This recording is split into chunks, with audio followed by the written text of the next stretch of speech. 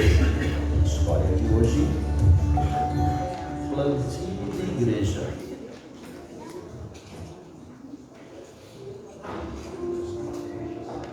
Meus irmãos, a cidade de Parauapebas está crescendo num ritmo acelerado. E infelizmente nós como igreja não temos acompanhado esse crescimento. E ainda mais que o ano que vem nós temos um alvo para os 4 distritos, um alvo bem arrojado: batizarmos aqui 2.000 almas. Irmãos, por causa do crescimento da cidade, os terrenos estão caríssimos. Aonde vamos conseguir recursos para comprar terreno? E posteriormente, como vamos conseguir dinheiro? Como vamos conseguir recursos para construir igreja, para colocar esse povo? Como vamos fazer isso? Alguém tem ideia? Irmãos, todos estamos conscientes desse problema, mas nós temos uma solução muito simples para a resolução dessa situação. Podemos incentivar os irmãos a devolverem um pacto como resultado das bênçãos que temos recebido, e acredito que a partir daí nós podemos tirar um percentual para o plantio de igrejas. Esse é um plano de Deus, e eu tenho certeza que será a solução para esta questão. E eu entendo, irmãos, que esse pacto não pode ser direcionado como muitas vezes alguns irmãos querem fazer na igreja. Preste atenção no que diz Ellen White, numa advertência para nós nesse contexto. Se o dinheiro entrasse para a tesouraria de acordo com este plano divinamente recomendado, a 10ª parte do que ganhamos e as ofertas literais, haveria abundância para o avanço do trabalho do Senhor. É isso que nós precisamos obedecer, é isso que precisamos fazer. E eu tenho certeza que nós teremos pleno êxito no nosso propósito. Todos sabemos que 40% do que entra de pacto vai para a associação, sendo que desses 40%, 20% vão para as missões mundiais e 20% fica no campo e, de certa forma, volta para a igreja como subvenção. Dos 60% que ficará no caixa local, o que nós faremos? Nós vamos tirar 30% desse montante total para nós aplicarmos no projeto Plantio de Igrejas. Irmãos, eu tenho plena convicção que não faltarão recursos para as nossas igrejas locais se nós observarmos essa prescrição conforme foi falado. Quantos de vocês concordam que nós devemos implementar esse projeto em nosso campo? Levanta a mão. Contrários, o mesmo sinal? Não havendo contrários, está votado. Muito obrigado, irmãos. Vocês são fantásticos. O espírito de missão cresceu e um grupo de valorosos irmãos se organizaram para implantar o projeto. Entre eles, o irmão Kennedy abraçou a causa de maneira diferenciada e passou a visitar sistematicamente os 4 distritos do campo, com uma mensagem de encorajamento, desafiando aos irmãos a participarem do plano divino. Mão amarela, temos irmãos debaixo de galpão, de garagem. Nós temos que mudar essa história. Qual é a missão de vocês? Nos unirmos com os pastores, os líderes, para a gente poder plantar a igreja aqui na cidade. Com o auxílio de fiéis parceiros, entre 2013 e 2015, 28 congregações foram abertas para receber quase 1.800 novos membros. Terrenos foram adquiridos e igrejas foram e estão sendo reformadas. Os membros passaram a entender melhor o plano do Pacto de Amor no âmbito de uma igreja mundial e viram os índices dos dízimos e ofertas aumentarem significativamente. Com isso, veio o crescimento do número de igrejas que todos esperavam. Tá vendo, Pai? Não falei que se eu podia confiar em Deus? Provai e vede. Queridos irmãos, o testemunho que vocês acabaram de assistir foi gravado na região de Parauapebas há 4 anos. Hoje eu volto aqui para dizer para você que o projeto deu certo. Nós estamos avançando muito na questão de plantio de novas igrejas e revitalizações, em torno de 40 a 50 por ano. Só em Parauapebas, nesse período, foram batizadas quase 8.000 pessoas. Amém?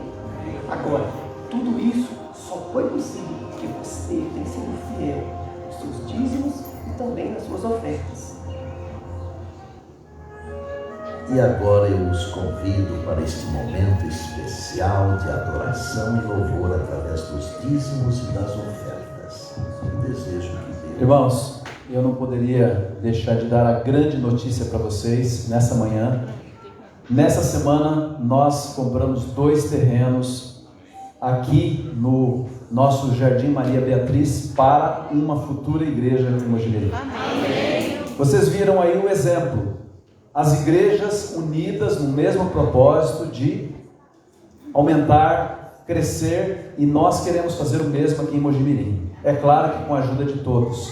Queremos, num futuro muito próximo, comprar também um terreno ali para atender os irmãos do Parque das Laranjeiras. Quem já foi lá viu, está tudo asfaltado agora. É uma bênção e nós precisamos crescer nesse sentido. Então, vamos ter em nossa mente esse desejo de ver Mojimirim sendo alcançada pelo Evangelho nos seus mais diferentes bairros. Então essa é uma grande notícia. Futuramente teremos uma reunião geral com todas as igrejas, porque Maria Beatriz não pode crescer com os poucos que estão lá. Nós precisamos unir todas as igrejas para juntos conseguirmos muito em breve ter um local de culto ali para evangelizar aquele lado da cidade que tem crescido bastante. Então, irmãos, nós agradecemos de coração a sua oferta, e se Deus tocar no seu coração para uma oferta especial para esse projeto, me procure. É claro que eu ficarei muito feliz, porque nós vamos precisar de recursos para o avançamento da causa aqui em Mojimirim. E vamos ter aquele nosso hábito gostoso, né, de trazer a nossa oferta em família àqueles que puderem. Que Deus abençoe a todos agora ao ofertarmos e ao devolvermos os nossos dízimos.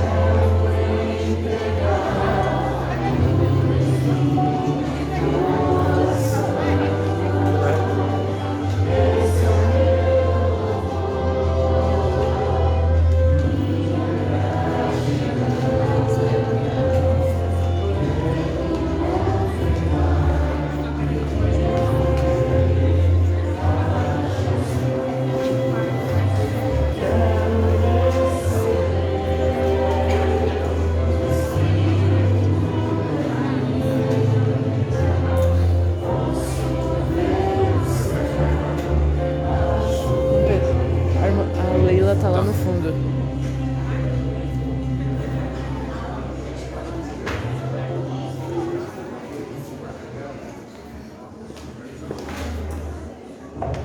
Som. Vamos agradecer a Deus por tudo que Ele tem feito por nós. Assim como estamos, fecha os teus olhos. Deus Todo-Poderoso, Criador dos céus e da terra, o que podemos te dar, Senhor, que já não seja teu?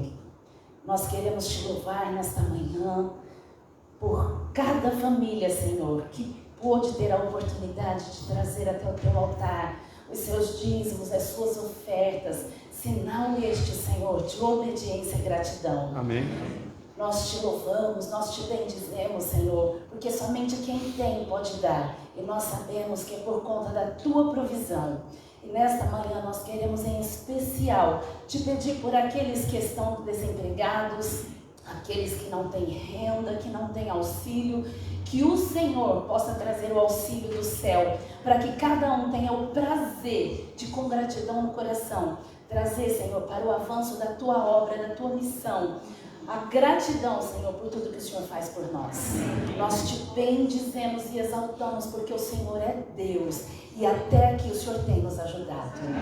Com muita gratidão, Senhor, nós elevamos o nosso coração, a nossa gratidão, a nossa adoração a Ti. E pedimos, Senhor, que não nos deixe faltar, Senhor, para que, além de suprirmos aquilo que a Tua casa precisa, que possamos ajudar uns aos outros. Amém. Que tudo isso, Senhor, seja para a honra e para o louvor do Teu santo nome. Continua nos abençoando, é o que nós Te pedimos, com perdão dos nossos pecados, por Cristo Jesus. Amém.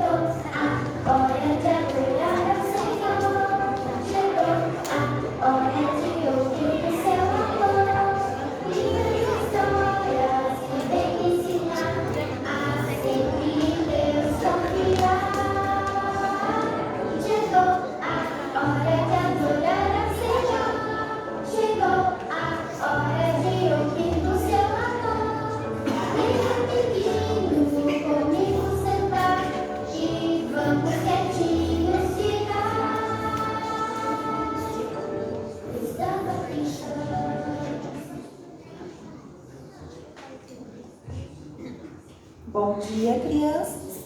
Bom dia. Feliz sábado. Feliz sábado. Quem está feliz de estar aqui na igreja? Eu. Tudo bem. Hoje eu vou contar uma historinha para vocês de um homem que, mesmo com uma idade um pouquinho avançada, ele seguiu firme junto com Deus. Quem sabe o que é isso aqui, ó?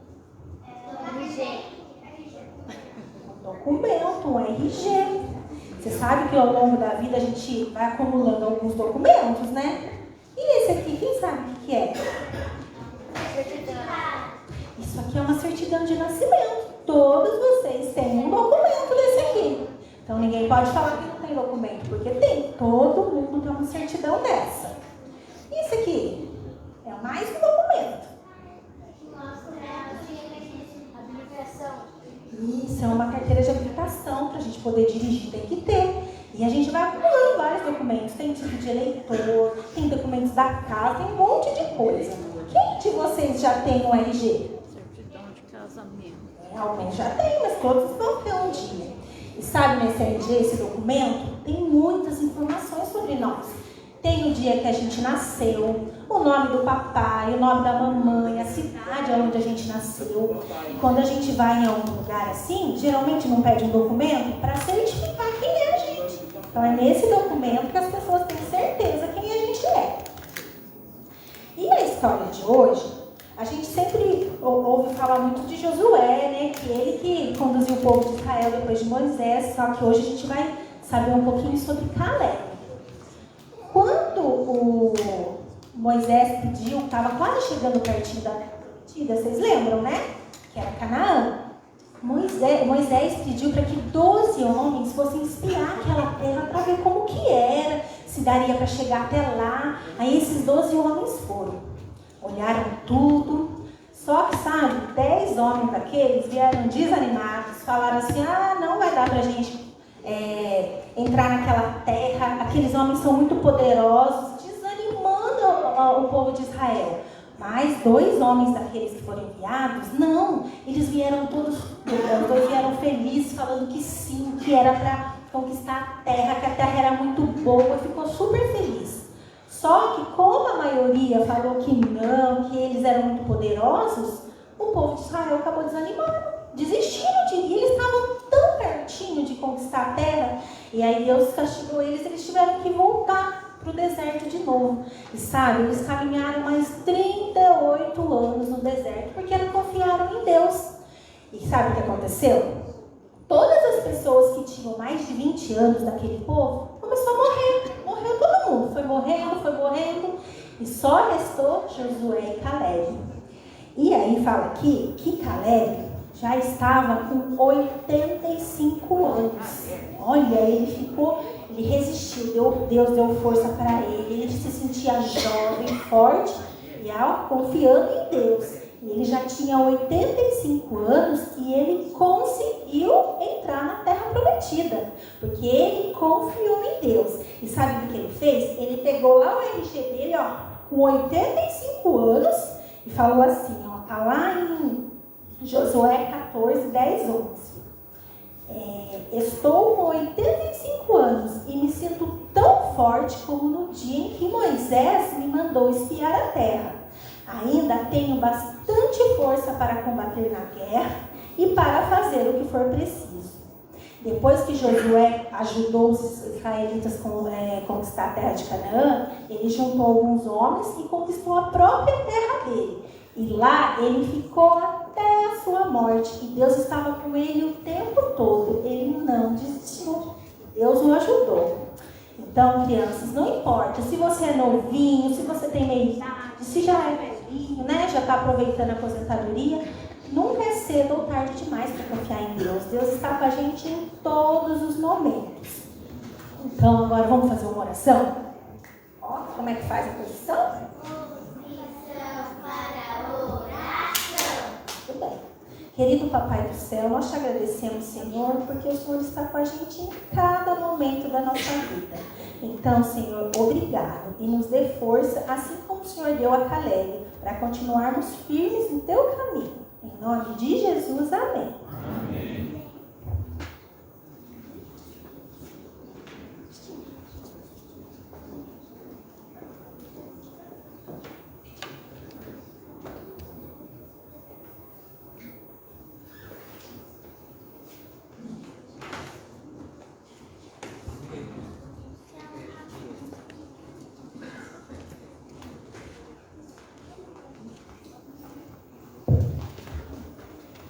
Bem, crianças podem voltar para os seus lugares, né? Apenas uma rápida apresentação.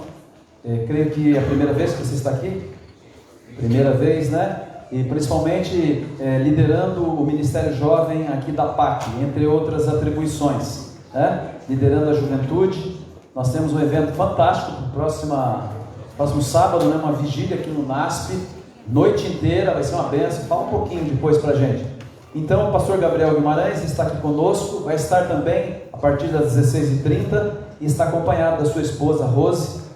Muito bem-vinda também aqui à querida igreja de Mojimirim.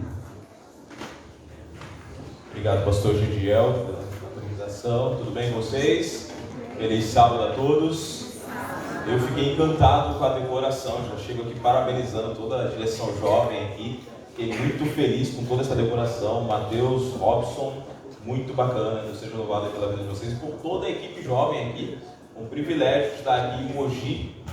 Eu acho que eu cheguei, pastor, a conhecer essa igreja no tempo do evangelismo, há uns 5, 6 anos atrás, mas nunca havia pregado aqui. Realmente é a primeira vez que nós estamos aqui juntos. Queridos, eu queria mostrar para vocês algo bem interessante aqui. Mostra pra gente aí a nossa arte aí. Semana que vem, como disse o pastor, é semana de vigília. E aqui nós vamos ter a mega vigília lá no NASP, tá legal? Nós temos 3 datas. Pode começar por essa daí mesmo que eu tô vendo. E a gente já começou ontem a nossa preparação para a mega vigília, tá bom? Nós estamos tendo o Envolve Jovem, que está ocorrendo nas noites, às 10 horas da noite, tá bom? Nos canais da Associação Paulista Central, no canal do Envolve, entre outros canais. Ontem nós tínhamos 2.000 pessoas ao vivo com a gente conectadas assistindo o programa.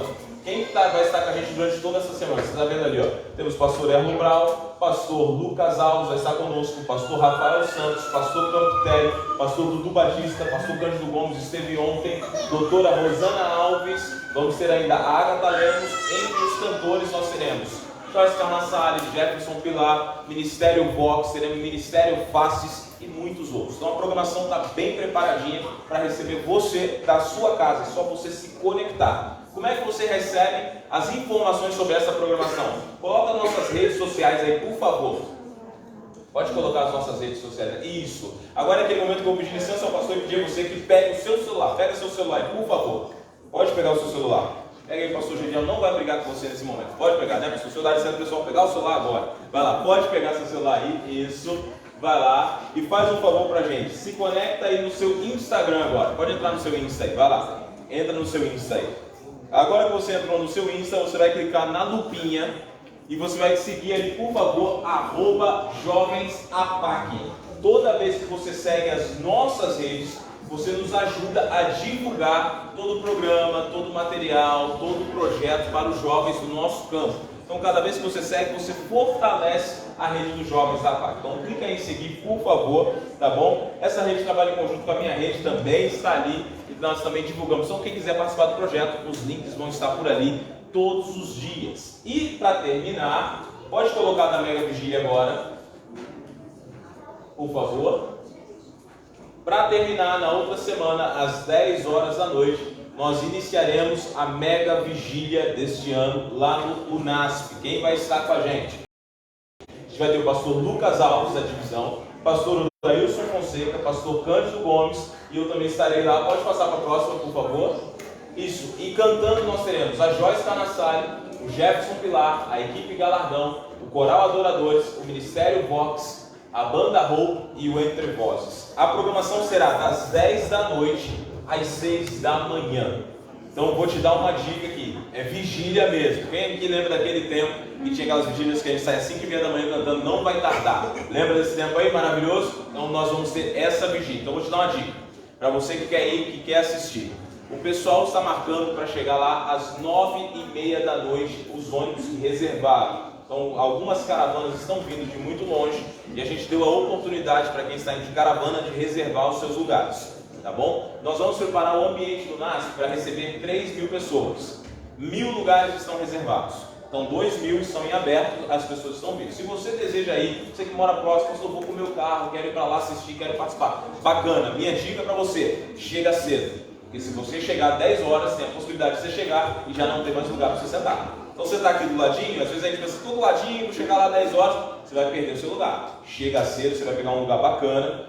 Algumas pessoas perguntam assim, pastor, mas é 8 horas de vigília, como que vai funcionar? A programação não vai parar a noite toda, só que pensando no seu bem-estar, nós vamos providenciar do lado de fora da igreja um quiosquezinho que vai estar vendendo alimentação. Mas o meu conselho para ti é, se você vai para passar a noite toda, leva o seu lanche, tá bom? Chegou o momento da vigília, você sai, vai ali fora, come o seu lanchinho no seu carro, você volta para a vigília, tá tudo tranquilo, entendeu? São 8 horas de programa, a gente vai poder ter pausa no programa, tá bom? Outra pergunta que fizer, pastor, eu tenho filhos pequenos, como é que vai funcionar? A gente não conseguiu providenciar no NASP uma sala para receber as crianças. Se a gente conseguiu sim providenciar locais para você cuidar das necessidades delas, se forem possível, se for necessário. Mas para dormir, meu conselho, leva o bebê conforto, vai dormir se precisar, leva no carro para dormir, dorme no carrinho, mas a gente não vai ter uma sala para as crianças estarem dormindo lá durante o programa, tá bom? Então mamãe que tem filho pequeno, pode levar, não tem problema, mas leve toda a estrutura para o seu filho, porque a gente não vai ter essa estrutura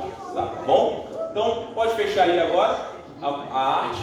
Tendo dito isso, eu queria agora que você pegasse, colocasse o seu celular no modo igreja. Vou te falar qual é o modo igreja. Ele saiu com um aviãozinho, mas é modo igreja, que é aquele que te desconecta do resto do mundo, para você se conectar na palavra. Já coloquei o meu assim, coloco o seu assim também. E nos próximos 30 minutos, a gente não vai fazer mais nada além de se conectar com Deus. Vendo ali a filha da irmã Rose, do irmão Adnei, que bom ver vocês aqui, casal, tudo bem? Feche agora teus olhos e vamos falar com Deus. Santo e eterno Deus, que habita nas alturas dos céus, obrigado, Senhor, pela oportunidade que nós temos de estar aqui para estudar a Tua Santa Palavra. Te pedimos que mais uma vez o Teu nome seja exaltado, que não seja mais o Gabriel, mas que seja um instrumento do Senhor. Permaneça conosco, obrigado por tudo, em nome de Jesus. Amém, Senhor. Muito bem. Deixa eu te fazer uma pergunta antes da gente iniciar. Qual é a maior esperança da tua vida hoje como cristão? Meia dúzia aqui, né? Está esperando. Vamos tentar de novo, né? Qual é a esperança da tua vida hoje como cristão? A maior esperança da tua vida? A volta de Jesus. É isso? Quando você pensa na volta de Jesus, qual o sentimento que invade teu coração? E aí? Esperança, alegria, paz. Eu tenho viajado bastante pela PAC durante esses dias e no sábado de manhã eu tenho um costume. Quando estou indo para as igrejas, nós colocamos no carro, minha esposa e eu, uma música sobre a volta de Jesus em vários momentos.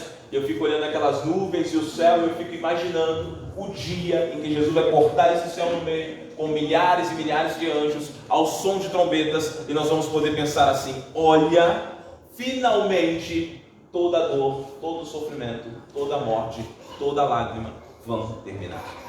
Finalmente, paz sem fim. Mas agora surge uma pergunta. Como que você se prepara para a volta de Jesus? Porque existem pessoas que estão vivendo um evento, estão pensando que a volta de Jesus será pontual. Eu vivo falando sobre a volta, mas estou esperando somente o evento, o dia em que Cristo vai voltar. E se esquecem que Cristo não vem para salvar, mas vem para resgatar aqueles que já estão o quê? Salvos. O que significa que a salvação não ocorre no último dia. Ela ocorre quando?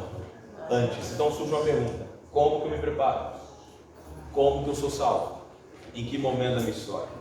Deixa eu fazer uma pergunta antes de eu continuar. Está sendo transmitido? Eu vou perguntar e vou explicar para vocês. Eu sou hiperativo, você já deve ter percebido. Não sei se tem professor aqui, mas até os 12 anos de idade com um braço, uma perna, 2 dedos e um dente na aula de piano que eu quebrei. Então, ficar aqui parado aqui atrás do celular, estou perguntando que eu vou ter que ficar aqui e vou fazer um trato com vocês. Se eu andar muito, aí você faz que nem minha esposa faz de vez em quando. Ela vai lá no final da igreja e fica assim, ó. Para ver se eu fico aqui no alcance da câmera, entendeu? Por isso que eu perguntei. Mas tudo bem. Como eu te dizia, tem pessoas que estão esperando a chegada de Cristo, achando, olha, Cristo vem para salvar, então eu posso viver agora de qualquer maneira. Mas na verdade, Cristo vem para buscar os que já estão salvos, o que indica que você precisa ser salvo agora. E aí, como que isso ocorre? Qual é a minha parte nisso? Na verdade, os autores dos evangelhos, eles escreveram ao longo do Novo Testamento algumas metáforas para ilustrar muitas situações importantes e ensinamentos que Cristo tinha para cada um de nós. E uma das metáforas que nós vamos estudar hoje está no livro de Apocalipse, capítulo 19, versículos 7 e 8, na sua Bíblia, por favor.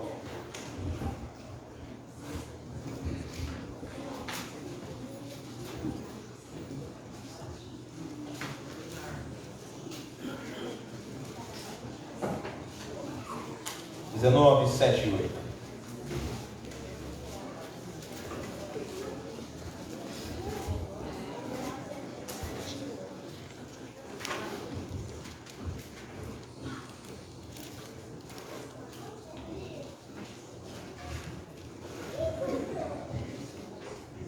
Encontraram aí? Sim? Olha o que diz. Alegremos, exultemos e demos-lhes o quê? A glória, porque são chegadas as bodas do Cordeiro, cuja esposa a si mesma já se ataviou, pois lhe foi dado vestir-se de linho finíssimo, resplandecente e puro, porque o linho finíssimo são os atos de justiça de quem? Volta aqui para mim. Quando João fala sobre a volta de Jesus, ele usa a festa mais conhecida por toda a humanidade para ilustrar o regresso de Cristo. Ele usa um casamento.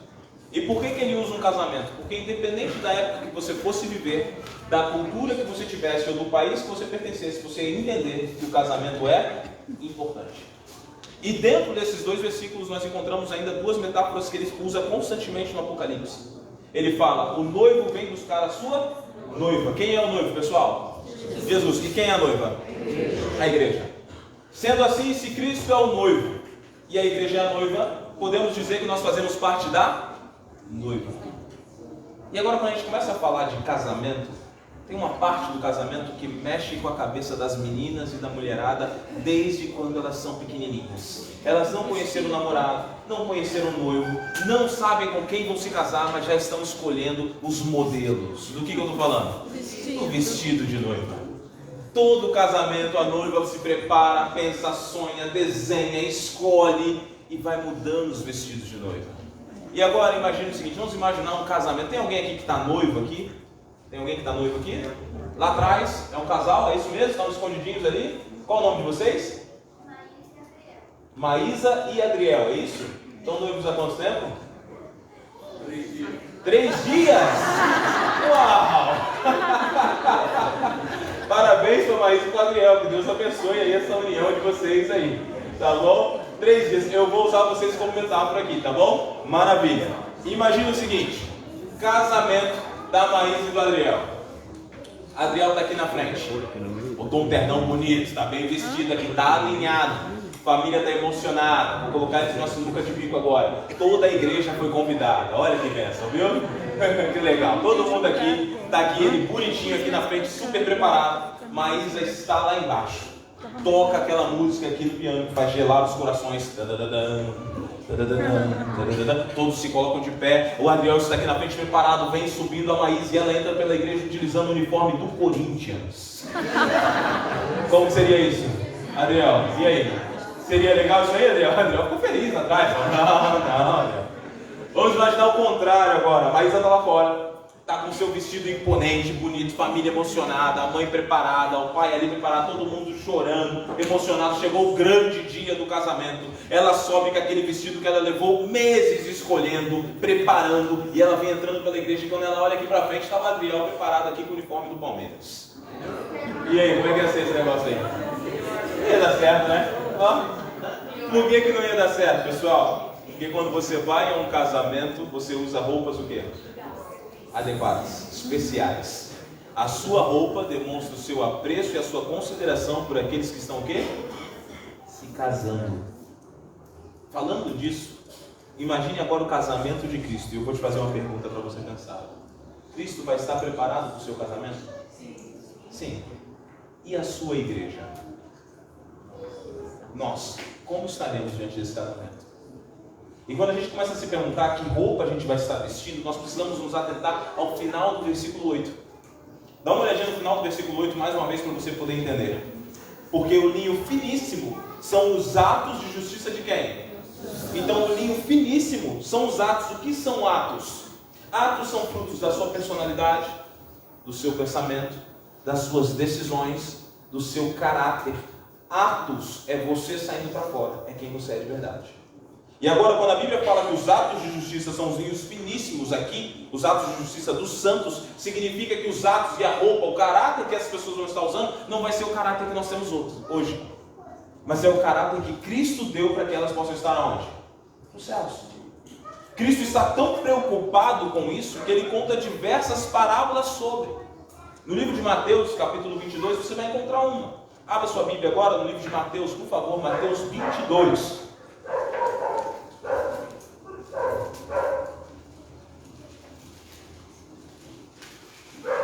Mateus 22, versículo 1.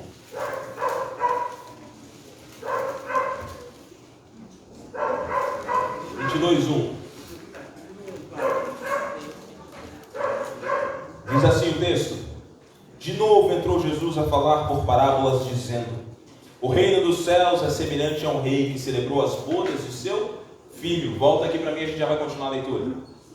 Um rei no tempo de Cristo, quando celebrava o casamento de seu filho, ele não fazia uma festinha de 5 horas. Era uma festa de 7 dias para mais. E para você poder entender, ele preparava a comida para os seus convidados, a hospedagem para os seus convidados passarem os 7 dias de forma cômoda. Ele mandava, se alguns não tinham, as famosas vestes festivais, que eram vestes preparadas e especiais para quê? Para o casamento. Ele providenciava ainda para aqueles que não tinham o transporte. Ele mandava buscar os convidados para que estivessem no casamento. Ou seja, você só precisava o quê? Só comparecer. Você não tinha que fazer mais nada. Só aceitar o convite e vir. Só que na nossa parábola, os homens vão recebendo o convite, um a um, vão dispensando o convite. Olha, rei, eu estou com um campo novo, eu não posso. Eu estou num trabalho novo, eu não posso. Eu estou com visita em casa, eu não posso. O rei manda uma segunda vez os convites. E mais uma vez, um a um vai dispensando, até que o último fica tão irritado que chega, mata o mensageiro. O rei fica indignado na parada. Além de mandar castigar todos os outros convidados, ele olha para os seus servos e diz o seguinte: olha, vão por todas as encruzilhadas, por todas as esquinas, por todas as cidades do reino, e convide a todos, porque os outros convidados não eram dignos, mas a festa vai acontecer. Então convide a todos os que estão ao redor. E todos foram convidados. O casamento aconteceu. O salão real estava cheio. Foi uma festa maravilhosa. E de repente o rei sai para ele ver quem está no salão do casamento. E no versículo 11 você vai encontrar uma situação tanto quanto distinta. 22, 11. Entrando, porém, o rei para ver os que estavam à mesa, notou ali um homem que não trazia o quê? Veste nupcial. E perguntou-lhe: amigo, como você entrou aqui sem veste nupcial? E ele emudeceu. Então ordenou o rei aos serventes: amarrai-o de pés e mãos e lançai-o para fora nas trevas. Ali haverá choro e ranger, porque muitos são chamados, mas poucos são o quê? Escolhidos. Qual era o problema desse homem? Ele era penetra na festa? Não, porque todos foram o quê? Convidados. Era comida que ele estava comendo? Não, porque tinha comida para todo mundo. Era falta de quarto para hospedá-lo? Não, porque tinha quarto para todo mundo. Qual era o problema dele? As vestes. Ele não foi participar da festa do jeito que o rei queria, mas ele queria se apresentar do jeito que ele estava e do jeito que ele queria. Na volta de Jesus, você não se apresenta com o seu caráter, mas com o caráter transformado que Cristo dá a você. Não é o jeito que você quer se apresentar, é o jeito que Cristo trabalha você para que você se apresente. E agora surge uma pergunta nos nossos corações: como é que eu me apresento diante de Cristo? Como é que eu posso me apresentar diante desse Cristo para ser então transformado, para ser então modificado, para ser então preparado para eu poder estar no céu? O livro de Zacarias traz uma ilustração muito boa para a gente entender isso. Agora você está em Mateus? Vai para Zacarias, por favor, capítulo 3.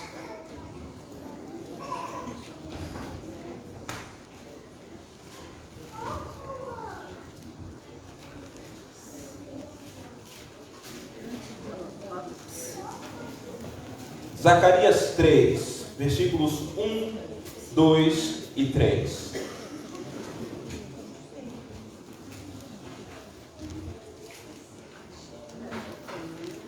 Olha o que diz aí. Diz assim, Zacarias 3, versículos 1 em diante. O texto te diz assim: Deus me mostrou o sumo sacerdote Josué, o qual estava diante do anjo do Senhor, e Satanás estava à mão direita dele para se lhe opor. Mas o Senhor disse a Satanás: o Senhor te repreende, ó Satanás. Sim, o Senhor que escolheu Jerusalém te repreende.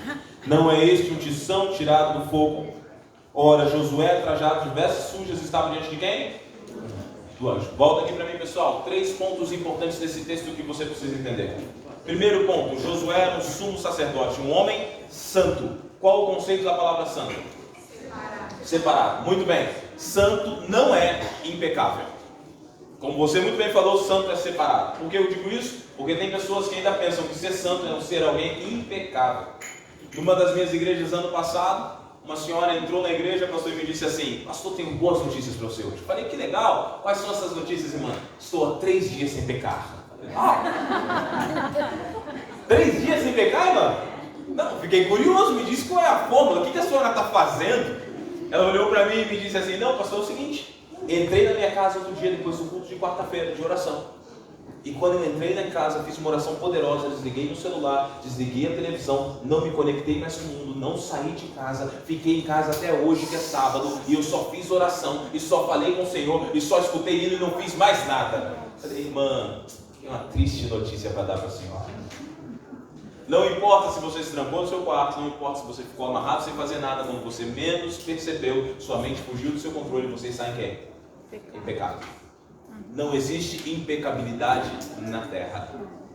Santo é ser separado. Separado como? É, em vez de escolher o caminho do mundo, eu escolho o caminho de Cristo. Então, por decisão, por atitude, por comunhão, por convivência com Cristo, eu me separo dos demais. E por isso eu sou um santo. Porque eu estou com Cristo. Não porque eu sou santo nas minhas atitudes, mas porque Cristo está em quem? Em mim. Isso é ser santo.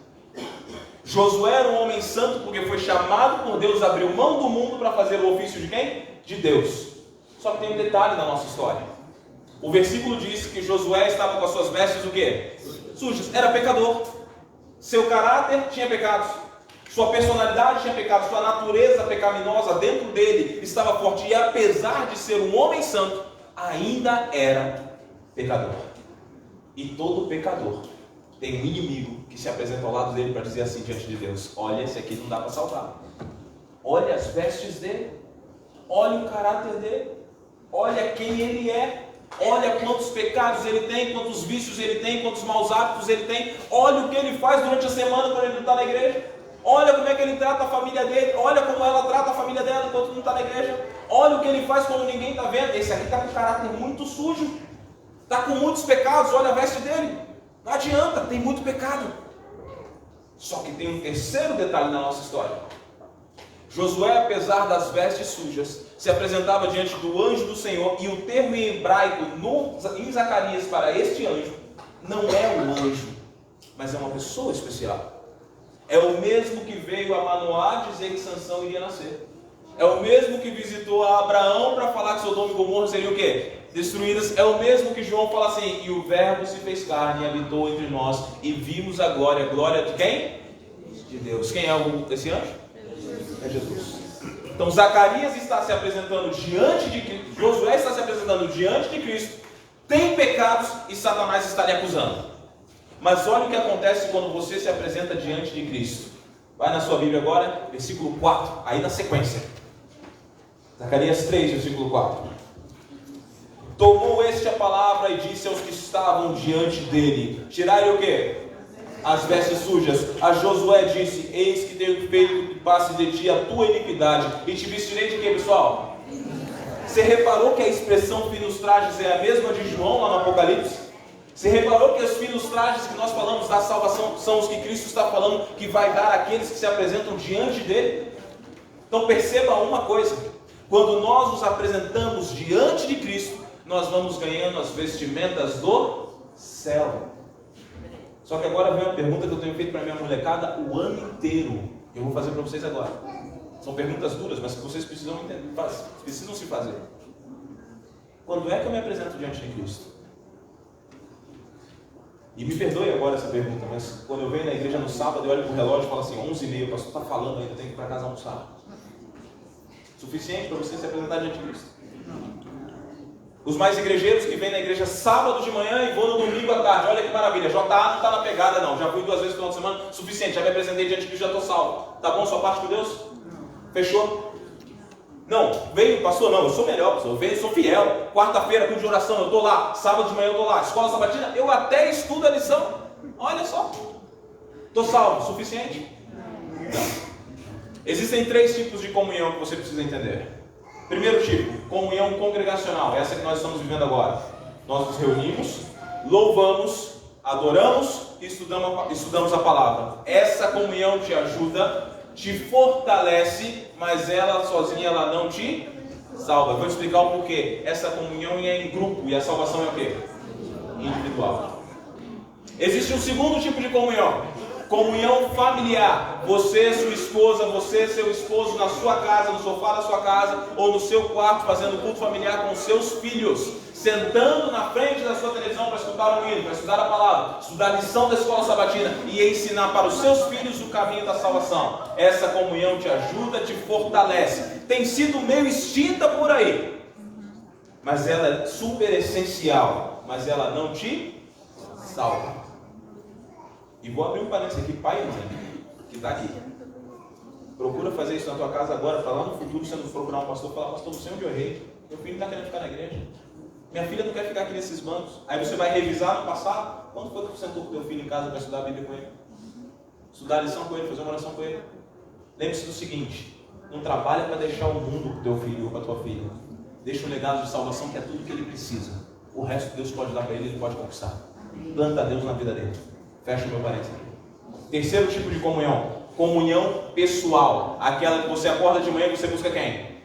A Deus. Aquela que você acorda de manhã e fala assim: cara, hoje eu vou estudar a palavra, hoje eu vou orar. Essa comunhão te leva a um encontro pessoal com Deus, te leva a ter intimidade com Cristo, te leva a convivência com Cristo. Essa comunhão traz Cristo para dentro do seu coração. Essa comunhão te salva, porque é essa que te leva à dependência de Jesus. Qual é a primeira comunhão que morre na vida do cristão? É individual. E você sabe por quê? Porque Satanás descobriu que ele não precisa destruir igrejas, queimar bíblias e matar tantas pessoas. Ele só precisa preencher o teu tempo, para você não ter tempo de buscar Deus. Simples. Acabou. Se você não busca Deus, cara, não adianta. E aí vem aquele dito que é uma verdade: salvação é de graça e Cristo te salva do jeito que você está. Mas lembre-se, salvação é de graça, mas comunhão vem pelo esforço.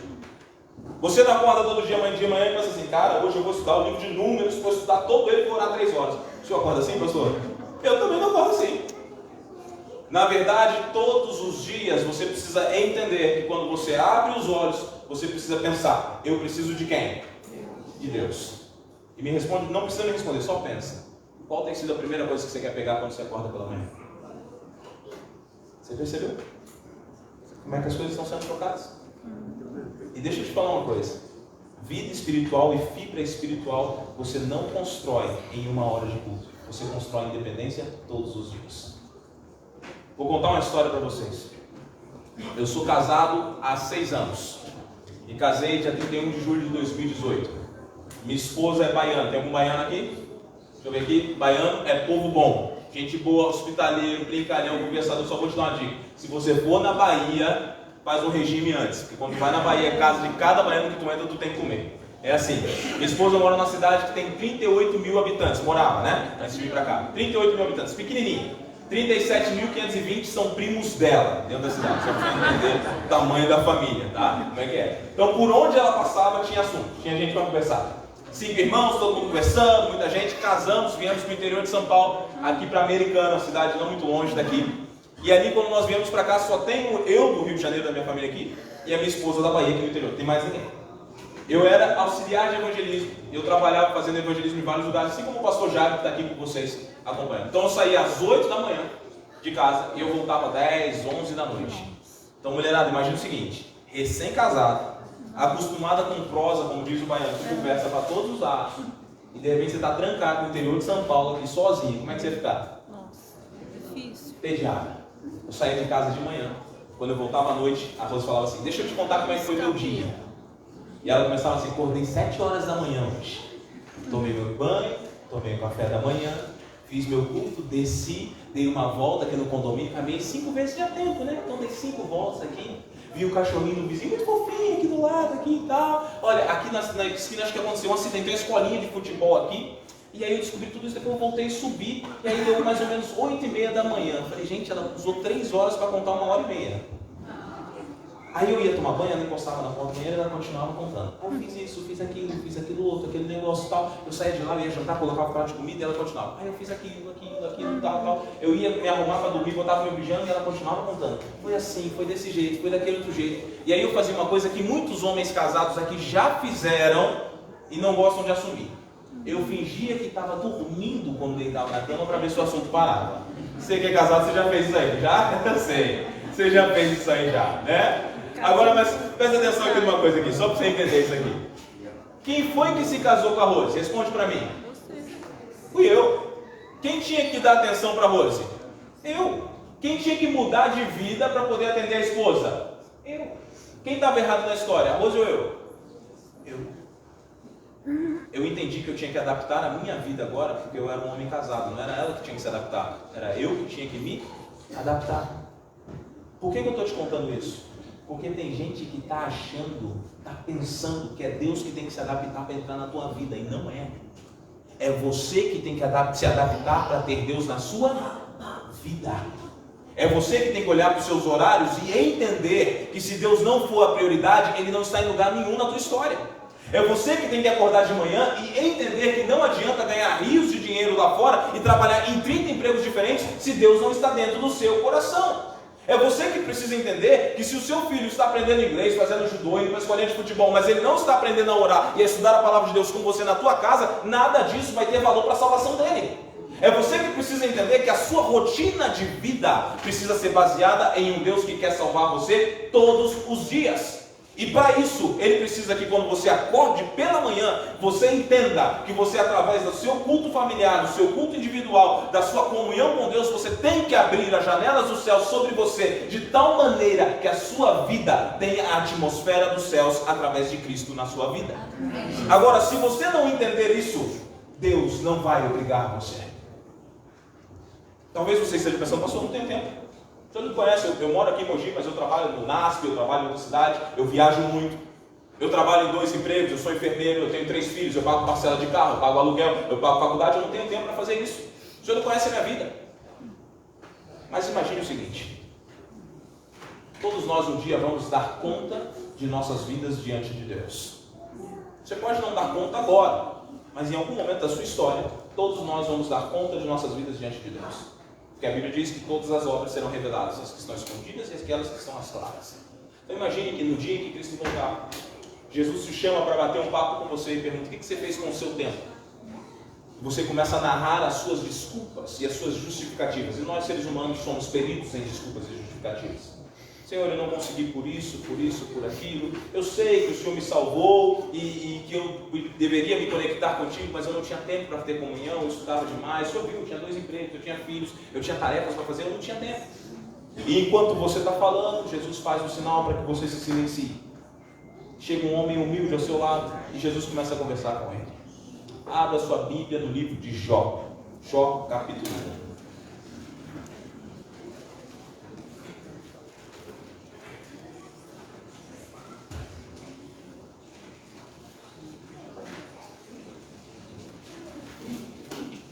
Jó, capítulo 1.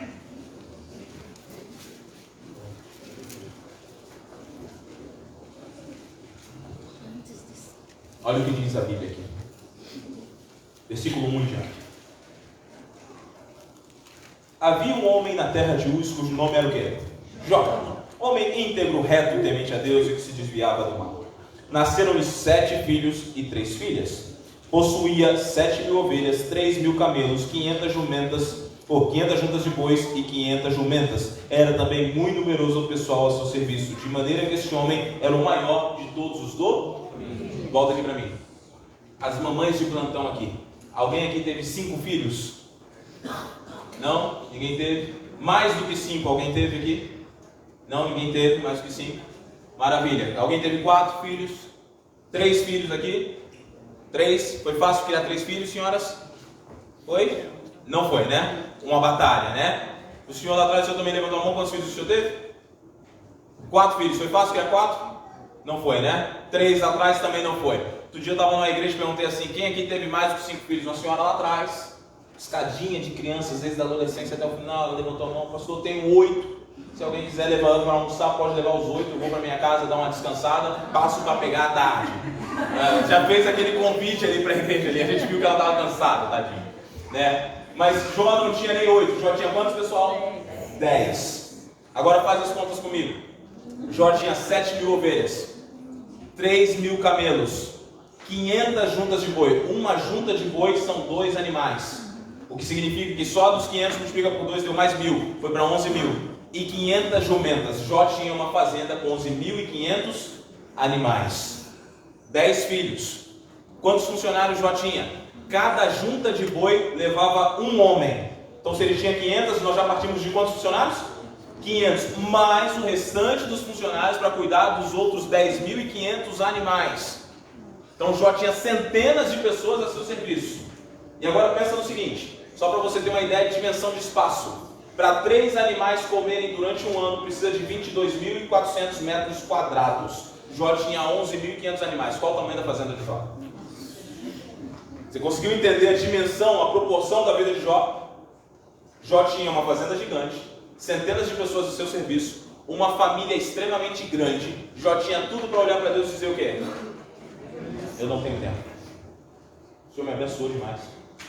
Olha para mim, Senhor, olha tudo que o Senhor fez comigo. Eu sou o maior do Oriente. Eu tenho tudo, Senhor, eu não tenho tempo para estar na tua presença. Eu até tento, mas eu não consigo. Mas olha o que diz o versículo 5 da sua Bíblia. Decorrido todos os dias de seus banquetes, chamava Jó seus filhos e os santificava. Levantava-se de madrugada e oferecia o holocausto segundo o número de todos eles, pois dizia: talvez tenham pecado os meus filhos e blasfemado contra Deus em seu coração. Assim o fazia Jó uma vez por semana. Assim o fazia Jó uma vez por mês. Como é que está na tua Bíblia? Assim o fazia Jó quando? Continuamente. Dependendo da versão, você vai encontrar a palavra diariamente. Todos os dias Jó se levantava e ele fazia o quê? Ele buscava a Deus, porque ele sabia que a prioridade, que a essência estava em buscar o seu Criador. E talvez você pense assim: mas pastor, depois ele foi provado. Sim, ele foi. No mundo você vai ter aflição, e mesmo no meio das aflições você não deve negar a quem? A Deus. Como Jó estava fortalecido em Deus, mesmo em meio às provas, ele continuou seguindo o caminho rumo aos céus. Sabe por quê? Porque todos os dias, quando Jó abriu os olhos, ele pensava: a primeira coisa que eu preciso é de Deus. Eu tenho uma pergunta para você agora. Qual é a desculpa que você tem dado para você mesmo e para Deus, para você não ter uma comunhão diária? uma intimidade e um compromisso com o seu Criador. Qual é a justificativa que você tem usado diante dos céus para que você, na sua casa, com a sua esposa e com seus filhos, não se reúna diante de Deus? Qual é a justificativa que você tem usado diante de Deus para dizer assim, eu não tenho ido tanto para a igreja, eu estou com Deus, mas eu não preciso de igreja para estar com Deus? A maior mentira já contada. Porque Deus mesmo na sua palavra diz assim, não deixai-vos de vos congregar. Qual é a justificativa que você tem usado para não viver uma vida de comunhão e dependência com o seu Criador? O que está faltando para você entender que nós vivemos nos dias que antecedem a volta de Jesus e que não basta você saber que Ele vai voltar, você precisa viver a volta hoje. Não basta você saber que os sinais estão acontecendo, você precisa entender que viver o céu começa hoje, quando Cristo faz parte dos seus dias, todos os dias de sua história. O que está faltando para você entender que todos os dias nós necessitamos de salvação e a oportunidade que temos é quando abrimos os olhos pela manhã e clamamos, Senhor, salva-nos hoje uma vez mais. O que está faltando para você reformar a tua história e caminhar com Deus através da comunhão? Não temos mais tempo a perder. O dia da volta de Jesus se aproxima cada vez mais rápido. E nós não temos tempo a perder. Eu tenho dito para os meus jovens que se as redes sociais vão servir de alguma coisa no dia final, vai ser para Deus olhar para cada um de nós e falar assim, tempo você tinha. E eu pergunto agora para você, diante dessa situação, qual vai ser o seu novo comportamento com Jesus? Quais são as mudanças que você tem que fazer?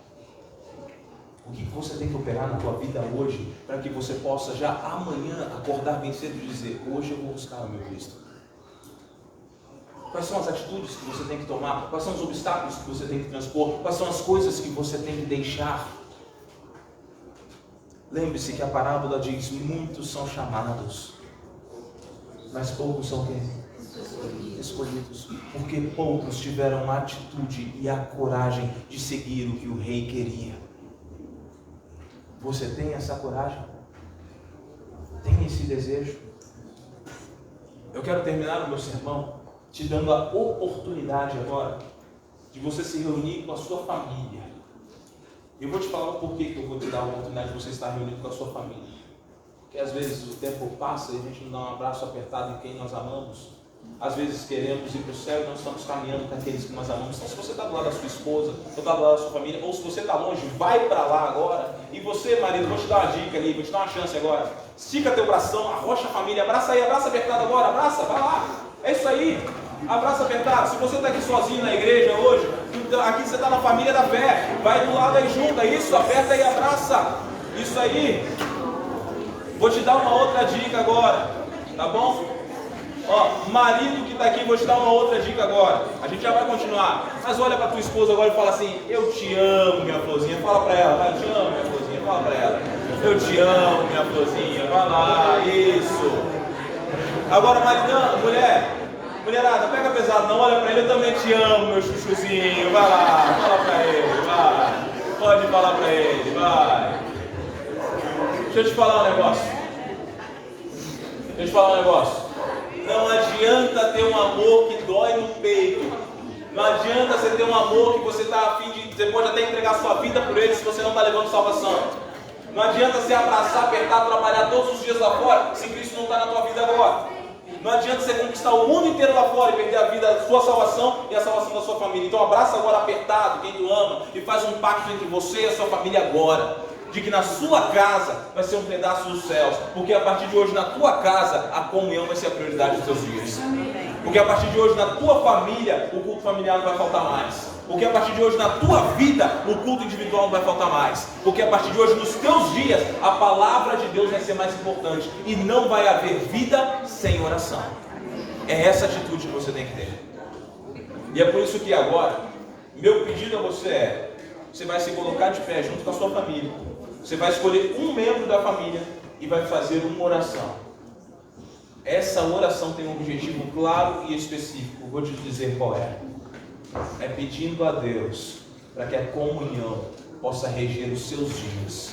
É pedir a Deus que, se há obstáculos que têm impedido o teu encontro com Jesus todos os dias, que o seu caminho possa ser limpo. É pedindo a Deus para que no seu coração Ele coloque forças para que você todos os dias pela manhã decida: hoje eu vou me conectar com Jesus. Então se coloque de pé, escolha um do grupo. Você vai fazer essa oração e ao final eu vou orar com você.